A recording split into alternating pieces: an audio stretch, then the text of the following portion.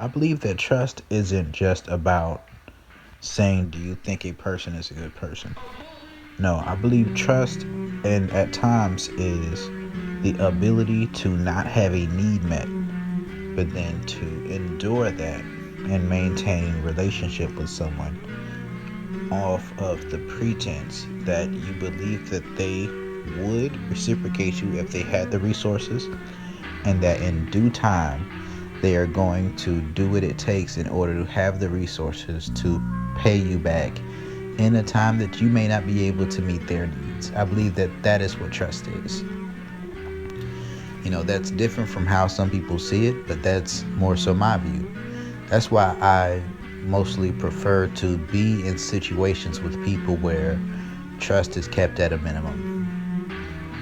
And that may sound a little bit nihilistic, that may sound a little bit cynical, but the reason I say this is if I put myself in situations where whatever I'm doing for a person is something that I would enjoy doing, then trust is not involved, because there's my need of enjoying what I'm doing is present. And if I'm enjoying what I'm doing in the present moment,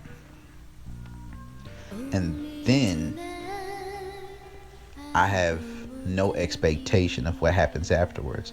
But I believe that you can only achieve dealing with people on this basis if you have a certain knowledge of yourself and a certain knowledge of what it is that you want, what you enjoy, and then finding a way to make sure that the things that you do with people are reciprocal and mutual in that way. Now, you won't be able to do that all the time, probably not. There are going to be some times where trust will be expected, and where trust isn't expected, then you can create a contractual agreement. And sometimes that contractual agreement is a way to express what trust can be, a way of giving a show of faith of trust, that I trust you so much, and I want you to trust me so much that I am willing to put a legally binding contract here that says that what is done has to be reciprocated afterwards, or at some point in time, or even during. So that's cool too. That's when you have agreements with people. But those are different levels of dealing with people.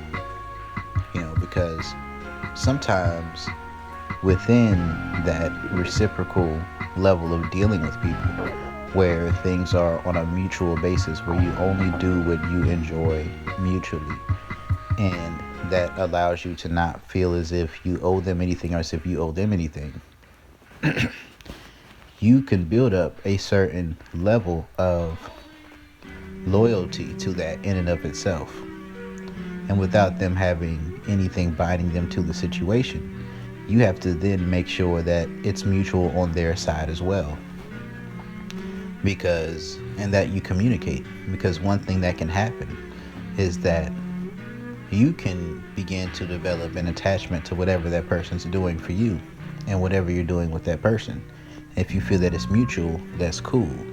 But they may not have that same attachment. They may not have that same loyalty or that same level of priority to that.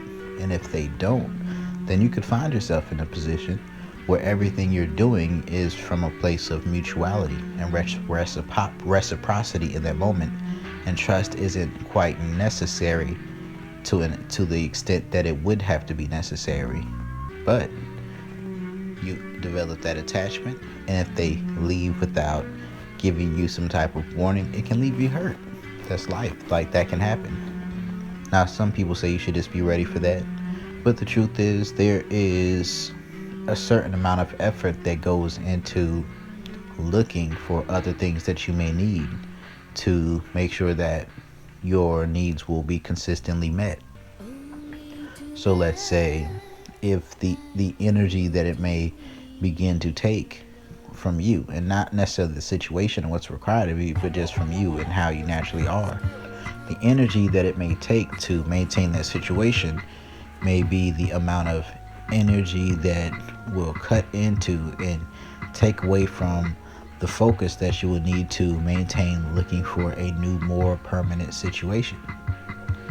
And because of that, I think that there should be a hybrid a hybrid of, you have a basic level of communicating and setting expectations, and periodically checking back in with the person while you're dealing with them on that level of mutuality and only doing what you both enjoy. And if the moments come up where you feel a desire to do something that isn't what you would naturally want to do, that you voice that concern, you communicate that. And it's not to say that you don't do it, but that you make it clear what it is that would make you feel reciprocated for that, so that there is no unnecessary using going on. Because something that can happen is that oftentimes what eventually burns those situations out is that one person may be not communicating that they're giving more than they feel that they should be. And when they don't communicate that they're giving more than they feel that they should be, if another person is only dealing with them on a basis of mutuality, and they think they are, and they're giving more in order to make sure that everything feels level, but that's more than they're usually comfortable giving, then over time they'll begin to feel as if they're giving of themselves more than they feel that they should be. They'll begin to feel and build up certain senses of resentment towards a person. And that resentment works in a few different ways. That resentment can build up to a place where a person feels that they have earned an opportunity to break agreements, to if it's a relationship that we're talking about, then maybe cheat, and they'll feel that they've earned the right to do it, and that they would almost need to do something harmful to you in order to even the score so that they feel better about themselves. But if they're behaving this way, as in going over the top, they're probably not going to do that because they're trying to make things work. They want things to work out. So it'll cause them to become passive aggressive and their actions towards an individual. And this passive aggression will stem from the lack of communication, but really the lack of a feeling of reciprocity and wanting to even the scale by doing things that are passive aggressive.